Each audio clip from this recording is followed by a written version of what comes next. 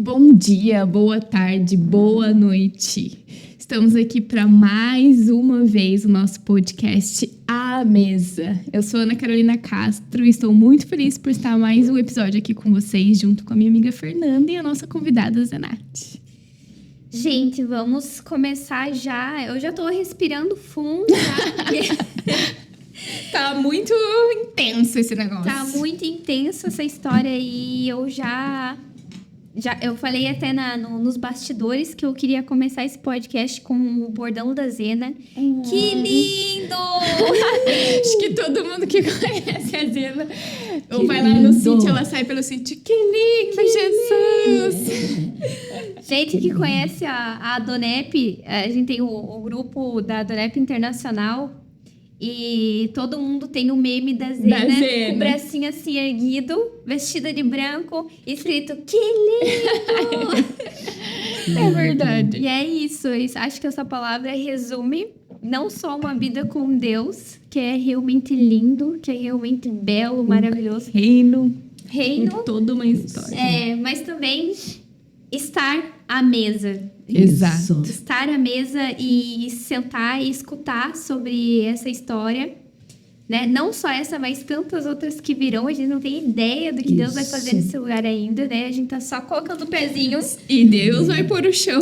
Deus vai colocando o chão e vai levando a gente. Verdade. Mas que lindo que está sendo te ouvir, Zena, Exato. E poder fazer parte disso. É uma honra muito grande. Eu sinto isso profundamente, né? Isso compartilha. Carol, faça as suas palavras a mim. É uma honra muito realmente grande. É. Fazer parte disso e poder fazer o registro disso. Saber que a nossa digital vai estar nesse começo de eternizar uma história, eternizar o reino através da sua vida. Amém. Então, agradecemos novamente a Deus, como a gente agradeceu lá no primeiro episódio, a gente vai agradecer todos eles. Exato. Obrigada, Deus, porque o Senhor nos permitiu estar aqui e participar disso. Nos escolheu para estarmos aqui sendo instrumento nas mãos dele. Exatamente. Obrigada ao Júlio, meu amor da minha vida, por nos proporcionar também esse lugar, porque ele decidiu investir no reino. Isso. Da melhor forma possível. Que coisa linda. Que é com a semente, lançando sementes. Exato. Para que as pessoas tenham conhecimento, que elas escutem sobre Deus, que isso alcance e transborde muitas outras vidas. Que coisa linda. Então, né, nossos agradecimentos. Claro que tem muita gente para agradecer. Tem Marias, tem, né? Meu Deus, a lista é enorme. Família, amigos. Rafa, amo você. É isso aí. E então a gente vai agora pro terceiro já. Pro terceiro episódio. Lembrando, gente, que não é o fim. Certo? Então já aproveite, curte, compartilha esse e os vídeos anteriores, porque olha, o babado tá forte. Isso aí, a sequência, não sei quantos serão, né? Porque realmente a gente precisa desses detalhes que a gente tá contando. Porque lembrando que vai virar um livro. O livro. Eita, glória. Que vai vir pro livro. Tu imagina, a gente escutando cada detalhe. No livro ainda provavelmente será ainda mais detalhado quando nós formos ler. Iremos revivenciar esse momento aqui e falar, Jesus, que lindo. Como valeu foi? A pena. Que lindo! Que lindo! É isso mesmo. Zena, então... Voltando, paramos em 14 anos, né? Que foi a história dos meus tios lá, que começam a ter os problemas, né? Então, eu ouvi às 8 do meu pai, me preparei para morrer. Eu digo isso porque, com 14 anos, eu não via mais o sol. Como é que eu posso dizer isso? Quando eu estou primeiro dormindo pouco, depois não dormia mais. E aí, nas últimas noites que eu não dormia mais, eu sentia um tremor, uma sensação de morte. Vinha assim, não vai chegar nem aos 18. Eu vou morrer agora. E aí eu comecei para o quarto da minha mãe, ficar ajoelhadinha assim na altura dela. Se me der uma coisa, eu vou cair aqui, eles vão me ver ruim. E no eu me encostar, ir para o quarto deles, e o desespero que eu estava, eu devo fazer barulho. E eu acordava eles, principalmente a mãe, ela fazia: meu Deus, minha filha, você vai me matar. Até ela abrir os olhos e ver que era eu que estava ali, às vezes chorando. E aí o meu pai não contou até 3, me levou para um doutor Schroeder. Quem é de Joinville sabe do que eu estou falando. Tinha um hospital que a gente chamava hospital de pessoas doentes mental, né? O hospital do Schroeder. E aí meu pai me levou no consultório dele, que era dentro desse hospital. E no eu entrar, eu vi pessoas. Na época se dava choque. Não se usava remédio ainda controlado, né? E eu vi aquelas pessoas assim, com a língua fora da boca. Imagina, eu que conhecia a história, sabia que os meus tios, um deles morreu naquele lugar. E agora eu estava entrando. Então, ali o contexto na mente da Zena já estava pior ainda. Pior ainda. Porque, né, além dos sintomas, ainda teve um contexto de... O contexto da história que eu conhecia. Na tua mentalidade. Que dava aquele... Intensificava ainda mais aquela sensação de morte que vinha da mente e o corpo reagia.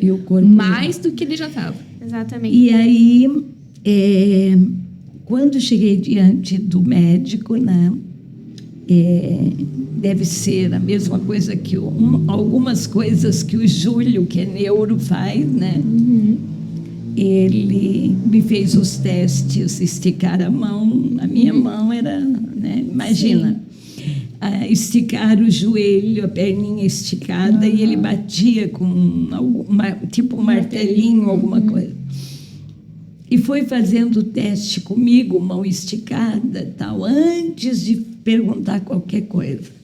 Claro, ele já tinha tratado dos meus tios. E quando ele está me fazendo os testes, ele olha para o meu pai e disse: ela tem que ficar internada. E a primeira internação vai ser 6 meses, ela está muito ruim. E nós vamos ter que fazer um tratamento com choque. 6 meses de internação. Quando ele diz, quando eu escuto isso, estou junto, ela não passou em nenhum teste, ela está muito mal. Na minha mente, eu não vou sair mais daqui, eu vou morrer aqui. Né? Ela está muito mal, eu vou morrer aqui.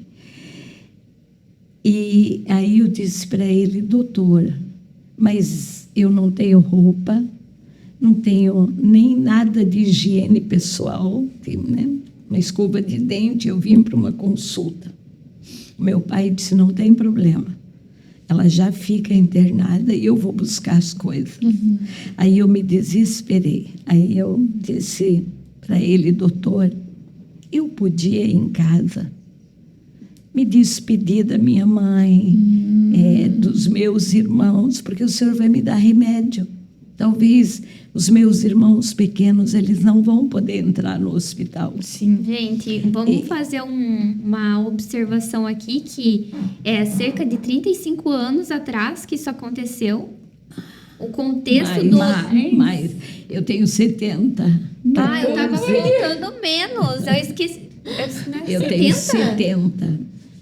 Gente, 14 anos. É que a Zena não parece que tem 70. 50 56 anos atrás. Eu tava cenário, ela tava com 51. Um cenário de só. 56 anos 56 anos atrás.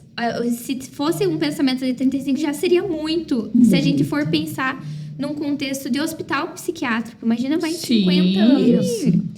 Gente, Então, quando você entrava vocês imaginam quantas pessoas doentes tinha? Exatamente. A cidade, o ambiente, assim, não era de carregado. cuidado, era de um depósito até de Pô, é o pessoas fim. doentes. Chegou Até ali, Exatamente. não volta depósito mais. de pessoas Até doentes. hoje a gente faz existe a luta antimanicomial, né? Que era literalmente esse contexto de qualquer problema que se apresente, que possa se pensar em cognição ou até do corpo físico mesmo, Sim. que não fosse útil para a sociedade, que eles pensavam, não consegue andar sozinho, não consegue fazer tal coisa Isso. sozinho, não tem essa independência, a família mesmo pegava e colocava nesses lá. lugares. Nesses lugares. É mais fácil do que... Exatamente. Hoje a gente fala muito sobre saúde mental e a gente vê muito isso acontecendo, né? Das doenças mentais Isso. ou psicológicas, e isso é tratado, isso é cuidado, isso tem uma atenção, e todo mundo tá pensando, nossa, tá surgindo um monte de problemas. De problemas. Mas não, Na sempre época era existiu. assim. sempre existiu. Eu lembro que eu chorava porque eu sabia da história, eu não queria ir para um médico de medo da internação. Sim. E o meu pai dizia, você não deixa mais nós dormir. Olha só. A tua mãe tem as crianças pequenas, eu tenho que trabalhar. Então eu vou Foi o colocar lá jeito de... para depósito. para Exatamente. continuar a vida, nossa vida, para nós viver, né? E para ele isso era muito normal, porque ele já tinha sofrido. Então, né, eu já sei o caminho. Já era algo que aconteceu. Ele na já estava família. preparado E para aí, isso. quando eu faço o pedido, tu imagina como eu fiz esse pedido, assim, né, certo? Quase pulando no médico. Ele olhou para o meu pai e disse, leve ela, deixa ela com os irmãos. E no final da tarde, o senhor traz ela, porque eu vou dar o medicamento para ela dormir. Ela estando aqui 6 horas da tarde, tá bom. Que aí eu tomo o remédio e nós, né? Que na época seria já um choquezinho para fazer dormir, alguma coisa nesse sentido. E aí o meu desespero, eu me agarrei, cheguei em casa, me agarrei com a mãe e disse, mãe, eu queria o nosso líder, o nosso pastor.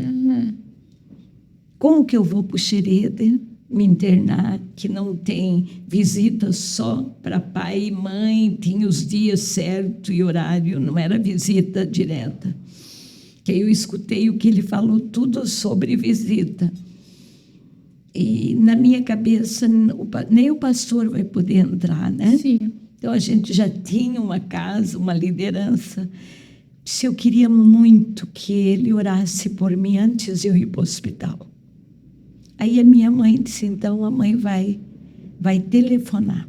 A gente, na época, existia um telefone no bairro, perto. Sim. E aí minha mãe foi lá e descobriu que o nosso líder, né, estava ali nos vizinhos, tudo por Deus, né?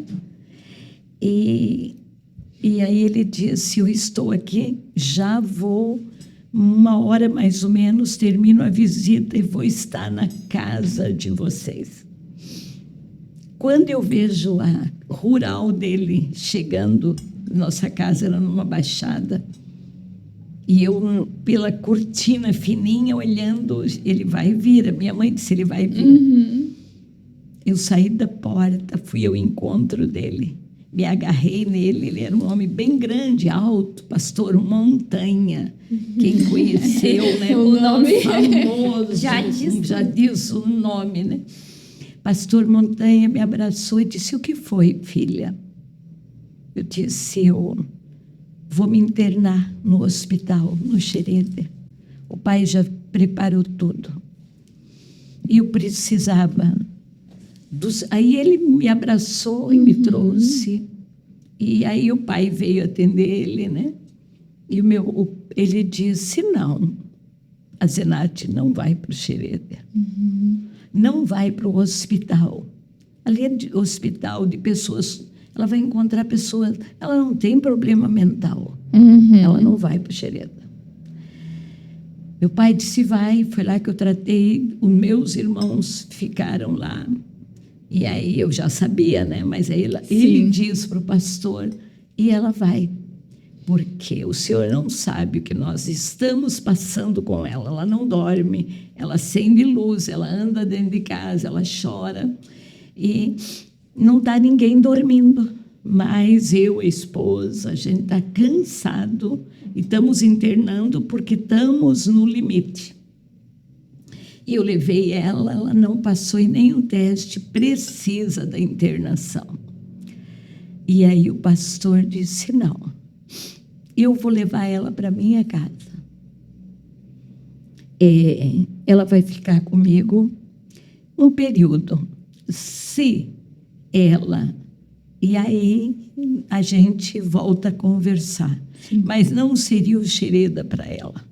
Eu conheço algum lugar de tratamento, de nervos, de fraqueza, e eu vou bancar, a igreja vai bancar. Mas o Xereda não é para ela. Ela tem 14 aninhos, ela nunca mais vai acreditar que ela é sã, que ela não tem problema. Sim. E eu vendo meu pai dizendo, ele não sabe nada, né? Ela tem problema. Sim, que ele já passou por isso com os irmãos. Ela tem, aí ele disse, ela tem o mesmo problema. Quase, eu vi uma discussão, né? Para a família já estava determinado. E para o meu pai, o pastor entrou, não era para ter entrado, né? Entrou e aí ele disse, o senhor não vai se preocupar. O senhor não quer um período para dormir bem, para descansar. Eu vou assumir a Zenate. Que dê bolsinha, minha filha. Pensa, era como me tirar do inferno e o céu, né? Qual é uma adolescente que não quer ir para casa do seu líder, né?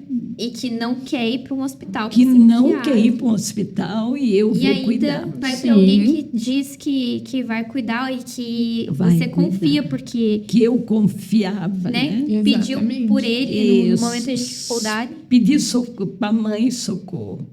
A minha mãe, feliz, né? Ele vai levar, vai cuidar. E aí ele olhou para o meu pai e disse, ela precisa de tomar remédio. O senhor vai ver só. E aí o pastor disse para ele assim, eu também tenho crises, problemas de nervo, sei o que é isso, e eu preciso ir no médico, que me dá vitamina para o meu cérebro, e eu vou levar ela junto. Não é longe, e eu vou levar ela, e ela vai tomar uma medicação, e o senhor fica tranquilo, me levou. Pastor sendo pastor, né? Pastor sendo pastor. Né? Jogo de cintura ali para sair daquela conseguiu, pegou a bolsa, e a minha mãe já arrumou roupinha mais de igreja, aquelas coisas, já deu, e abraçou ele, e aí aquela coisa, não vou ficar para não discutir, né? Sim. E já fomos. Eu entrei, quer dizer, de um desespero né? Vou para lá para morrer, para o céu, que para mim era literalmente isso. Tu sentiu como se fosse aquela luz no fim do túnel, uma esperança? Acho que a sensação deve ter Não, a sensação eu sei dela até hoje. E a filha dele, ele tinha 7 filhos. E tinha mais velho do que eu, e tinha uma menina da mesma idade, a Raquel. E a gente se dava muito bem. Assim, vinha, sentava, e E aí, quando eu chego na casa deles, ela veio para ficar com a gente. Vocês já vão arrumando um lugar para ela no sótão, que eles dormiam no sótão, os meninos. Era uma casa pastoral ao lado da igreja, sede ali, a antiga, né? E aí já arrumaram a cama. Ele disse, mas hoje ela vai dormir primeiro com a gente, comigo e com a Condina, no nosso quarto. Zena, uma pergunta. Nesse momento ali, sobre as tuas pernas, como é que estava? Porque você falou nos bastidores ali do momento de... Continuava igual. Ok. Eu nunca tive firmeza nas pernas, né? Ok. Só que eu ia uma casa que ao lado era a igreja, né? Tudo retinho, não tinha problema. Muito. E fui para ser cuidada. Eu nunca vou esquecer que ele montou uma cama daquelas de armar de batalhão no quarto dele. Eu achando que eu ia para o sorte, é uma escada, mas tem para segurar, eu vou me segurando, tudo bem, vai ser o meu quarto lá em cima.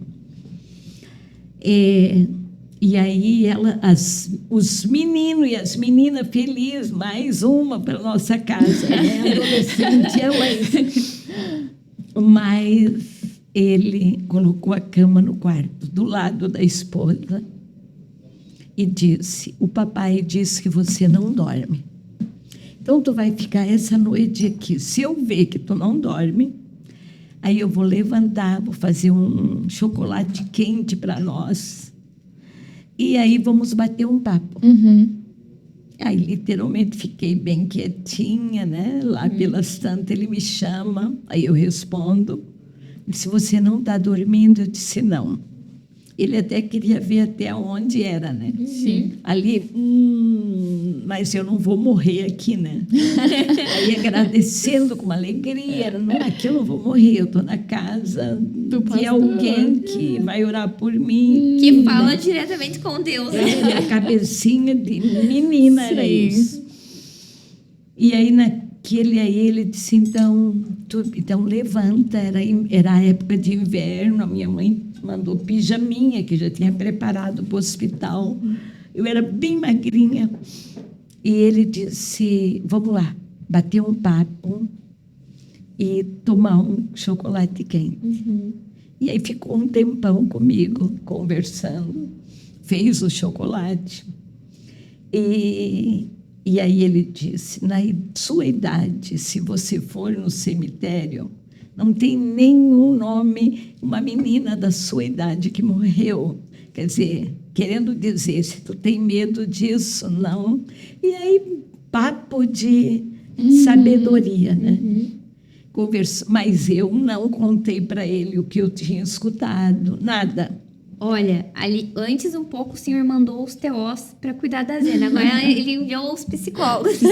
Olha a cena. Deus cuidando de tudo. E aí ele disse, mas agora nós vamos descansar mais um pouquinho. E cedo eu vou com você te levar num lugar. É uma cidade longe daqui. E aí me levou no médico. Gente, aí eu descobri a loucura maior, que para mim, já há muito tempo, todo dia era cinza. Cinza, escuro. Eu não lembro de dia claro. E aí viajamos, acho que umas 3 horas, era no Paraná. Chegamos, ele já tinha marcado, né, conversado. E eu ganhei um remédio, até nunca esqueci o nome, tu vê. Até era mostra grátis. Ele abriu e disse, ela precisa de vitamina para o cérebro. E deu mais coisa, mas esse era um comprimido glutafeton. 50 e poucos anos não existe. Olha a cena. E aí eu saí, tinha que tomar. Ele me deu. toma, fica sentadinha, deu alguma reação. Então, o médico saiu de lá do consultório. Como é que você está vendo o mundo agora, a vida? Eu digo, meu, que sol! E era um final de tarde. Como é claro o dia! Meu, que lindo, que claro! Ele disse, clareou. Eu digo, clareou tudo. Gente, tudo que lindo. Clareou. Era como se eu tivesse no escuro, assim, aquele dia feio de chuva, que escurece tudo para chover. Esses eram meus dias. E quando ele me deixa algum tempinho, aí vai atender o pastor, a esposa, todos foram, e eu fico sentada. E aí ele vem e disse, agora, faz tanto tempo que você tomou o comprimido, vamos dar uma olhadinha ali fora. E eu, ai, como é claro! Eu lembro da cena. E eu estava pensando E eu voltei já, né, mais para o final do dia. E eu olhando para a rua, porque o dia era lindo. Zena estava descrevendo a depressão. Eu ia falar isso. Porque a depressão e ele, literalmente, né, às vezes, o remédio a pode reação nem ter que deu no cérebro. Efeito ali imediato. Só que, da mesma forma que uma história, um contexto impregnou na tua mente um contexto de doença, Sim. né?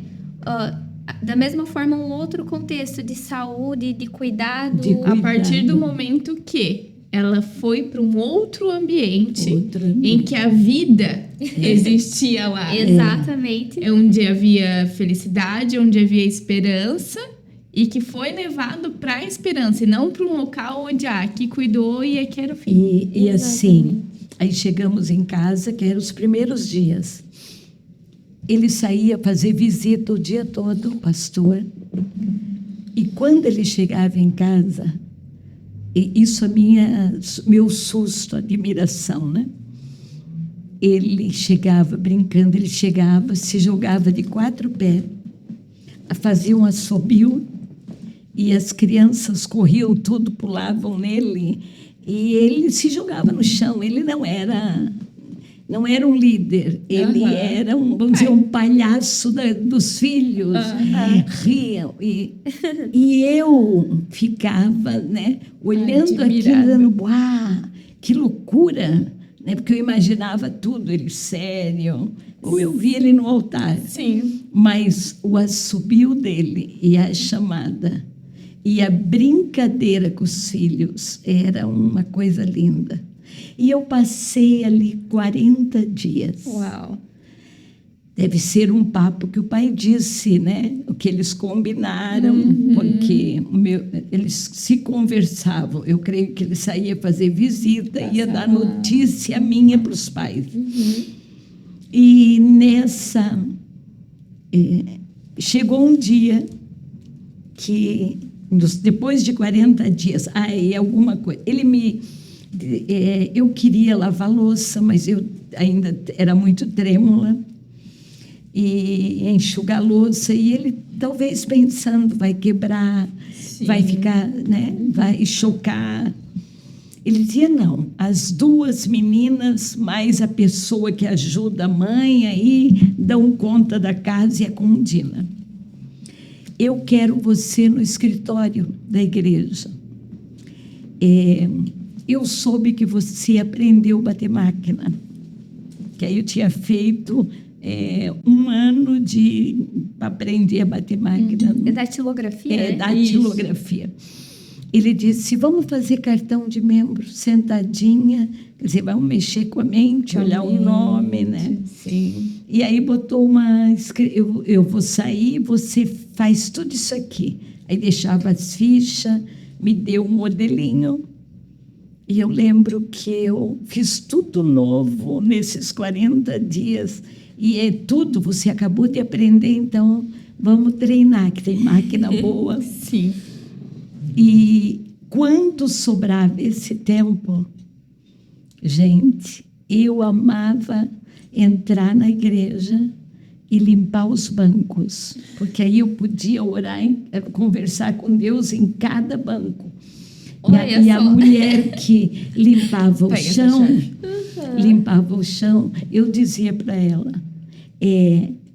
deixa os bancos para mim, passar todo o pano e limpar. Ela disse, não, mas pode deixar, porque eu queria em todos eles, né? Aí eu sabia mais ou menos quem sentava onde, aquela coisa, né? E eu digo que... mas vamos perguntar, né? Qual era o tipo de oração que você fazia nesses bancos? De menina, eu pedia pelas pessoas que estavam... Eu passei um período assim de euforia, de alegria, entende? Era como se eu quisesse...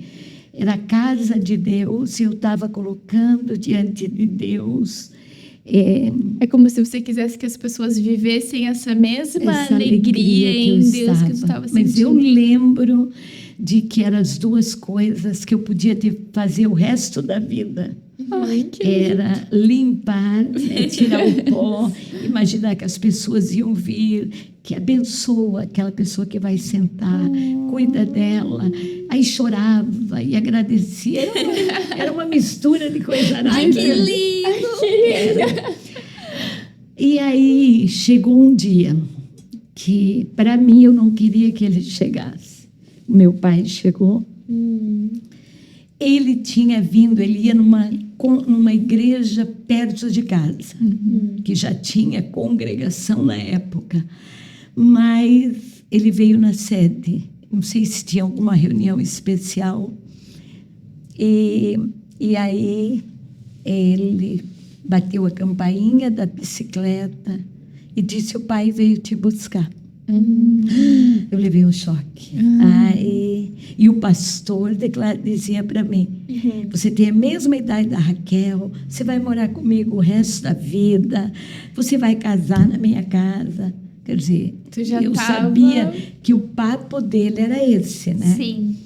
Por que o meu pai veio me buscar e não está o pastor para me defender e não deixar eu ir, né? E aí eu disse, ele disse, você é minha filha, eu sou seu pai. O pastor cuidou, nós já estamos bem, você vai para casa. Pai, mas não, se esperar ele vir, ele não vai deixar eu te levar. Você vai, mas aí é um vai de ordem, né? Sim. Aí eu já entrei tremendo a boca, pegando a minha bolsinha. E ele tinha saído, geralmente, quando era visita em casa, com mulheres, ele ia com a esposa. Sim. Eu no escritório, era um final de dia, eu estava fechando o escritório, ele me deixava eu ali, né? E aí as meninas, não, mas não tinha como contra uma autoridade. Claro. Eu lembro que estava chuviscando. As meninas, mas tá... Não tem problema. A gente vai rapidinho. Os irmãos estão com saudade dela e nós vamos para casa. Zena, e você descobriu qual foi a intenção dele ir lá te buscar? Sim. Aí, quando eu chego em casa, ele tinha ido no médico, no doutor Xereda, explicar que eu não ia internada, que alguém interviu, né? E o Xereda deu remédio controlado, e muito remédio. Já que ela não tomou os choques, então ela vai tomar remédio. E ele disse, eu deixei até a minha identidade para comprar o remédio para você. É agora que eu vou buscar a minha identidade. E remédio, e agora você tem que tomar. Mas não combinou com o pastor, né? Pastor até então não sabia. Eu disse, mas eu fui no médico, pai, eu ganhei vitamina, está aqui. Não, continua a vitamina. Mas isso é remédio. Então ele queria fazer a iniciação da medicação. Da medicação para mim. Entendi. Aí eu fiquei uma semana no quarto com o pastor, no casal, que eu não contei, né?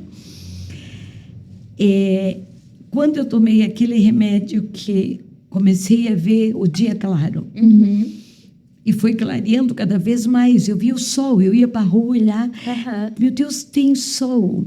E aí o pastor me dizia, sempre teve. Você não lembra? Sempre teve sol. Oi, Jesus. E aí, para mim, eu estou curada. Agora eu vejo sol, eu sou alegre. Naqueles 41 dias. Aí, quando o pai veio me buscar, quer dizer, a adrenalina baixou, né? Eu saí da casa de segurança, né? Sim. Aquela coisa da minha cabeça. E eu vou voltar para aquele lugar que eu chorava, né? Que tinha medo. E aí, aí eu fiquei uma semana com ele, comecei a dormir a noite toda, sem remédio controlado. Sim. E aí ele disse, está dormindo a noite toda. E as meninas, papai disse que você está dormindo, agora você vai dormir no SOT com a gente. Aí já tinha cama no SOT. Aí eu fui dormir com elas no SOT. Eram 2 e eu era a terceira. Tinha o quarto dos meninos também. E aí, quando chegava madrugada, eu escutava na escada, era escada de madeira, o barulho dele, do pastor, subindo para ver se eu estava dormindo. Gente, olha essa riqueza de detalhes. Parece que passa um filme na cabeça. Eu ia falar, você consegue visualizar. E eu me acordava, porque ele era grande e forte. A escada pequena de madeira, ele fazia o barulho. E aí eu acordava. Ele dizia, você não dormiu? Eu digo, acho que o senhor me acordou. Olha, agora está diferente. E aí ele descia de novo, trazia o chocolate quente e me dava o chocolate. Orava comigo. Esse era o teu remédio? Era o meu remédio. E aí eu dormia de novo. O verdadeiro remédio. O verdadeiro remédio. Aí eu dormia de novo. Depois ele brincava que ele esquentou o leite, fez o chocolate, subiu para me levar e eu estava dormindo e eu não me acordava mais com o barulho da escada. Aí na minha mente eu não precisava de remédio. Sim. Né? E aí eu chego em casa, vem o meu pai, acho que era 3 ou 4, e disse, ó, pai, mas, né? Não, você vai tomar. Você acha que o pastor sabe mais do que o médico, que cuidou dos seus tios, que sabe o que você tem, e você vai tomar. E aí, gente, eu comecei a viver o que eu tenho pavor quando eu escuto que alguém toma remédio controlado. Eu tenho um negócio quando eu escuto. A minha vida há 40 anos é tirar as pessoas de remédio controlado. Uau. É verdade. Quando ela diz eu tomo, eu levo na Damares. Na Damares tomar uma vitamina B. Eu digo, Damares, tem alguma coisa que não seja droga para você trocar? Um fitoterápico, uma vitamina, Damares. E a Damares vai trocando sabiamente, porque ela é uma profissional da área. E aí as pessoas depois me agradeceram, que usaram remédio controlado 10 anos, 12 anos e ficam livres. Então eu levo a vida tirando eles do remédio controlado. E porque foi muito terrível. Eu tomo e vou dormir, né? Claro que aí não dormi, eu ganhei uma paulada. No outro dia, ruim, vou me levantar. Aí eu estava tonta. Aí com o probleminha que eu já tinha da fraqueza nas pernas. Mais fraca ainda. Que a cabeça mandava e as pernas não acompanhavam. Aí eu comecei a me segurar na parede para poder andar. Uau. Mão trêmula, voltou tudo. Como o ambiente, muda as tudo. pessoas, muda tudo. não é nem o remédio, porque lá no outro tu não tomou um remédio. Lá era vitamina. Era a vida sua.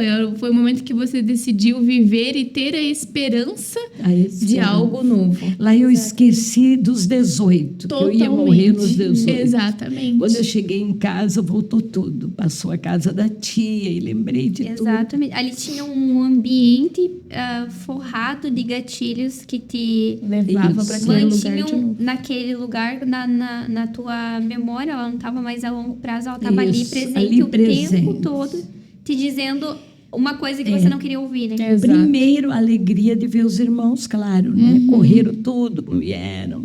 Ai, tu tá melhor, tal. E depois voltou tudo a estaca zero. Uau. Zena, aqui a gente vai segurar a emoção de querer saber o que aconteceu depois. Não tenho palavras, na verdade. Porque a gente vê isso hoje. Nós trabalhamos lá no Instituto e nós vemos isso hoje na vida de meninas novas, assim como a senhora era.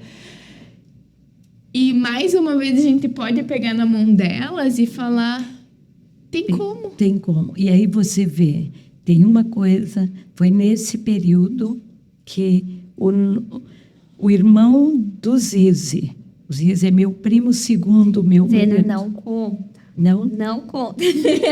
Vai ter que ficar pro próximo episódio. Mas, falando em contexto, né, que a Carol trouxe agora, não só nas Marias, mas aqui mesmo no Instituto, né, que eu trabalho com isso, psicologia, ambiente psiquiátrico.